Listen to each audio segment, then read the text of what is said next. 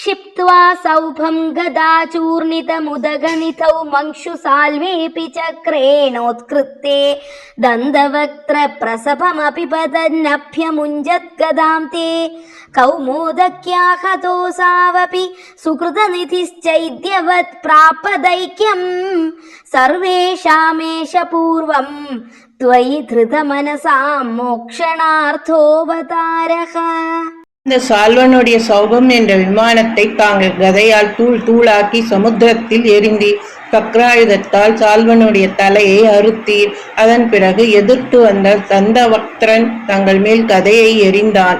தாங்கள் கௌமோதகி என்ற தங்கள் கதையால் அந்த தந்தவக்திரனை கொண்டீர். புண்ணியத்திற்கு இருப்பிடமான அவன் சிசுபாலன் போல் உம்மோடு இரண்டரக் கலந்தான். முன்பிறவியில் உம்மிடத்திலேயே மனம் செலுத்த யாவர்க்கும் மோட்சம் அளிப்பதற்கே இந்த அவதாரம் செய்திருக்கிறீர் அல்லவா?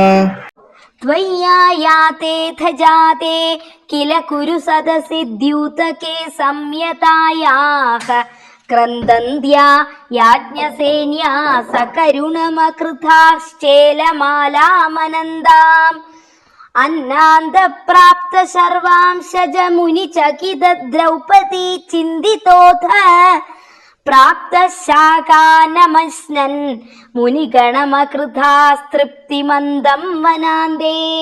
தங்கள் துவாரகை சென்ற பின் கௌரவ சபையில் நடந்த சூதாட்டத்தில் திரௌபதி பணயம் வைக்கப்பட்டாள். அவள் தங்களையே சரண் எனக் கொண்டு கதறினாள். தாங்கள் தயை கூர்ந்து அவள் உடுத்தியிருந்த சேலையை முடிவில்லாமல் வளரச் செய்தீர்.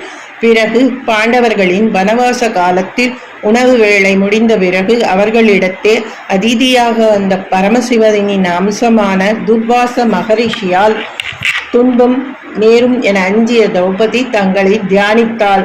உடனே தாங்கள் அங்கு எழுந்தருளி அவர்களுடைய அக்ஷய பாத்திரத்தில் கிடைத்த கீரையை உண்டு துர்வாசரையும் அவருடன் வந்த சீடர்களையும் போஜனம் இன்றியே திருப்தி அடையச் செய்தீர்கள்.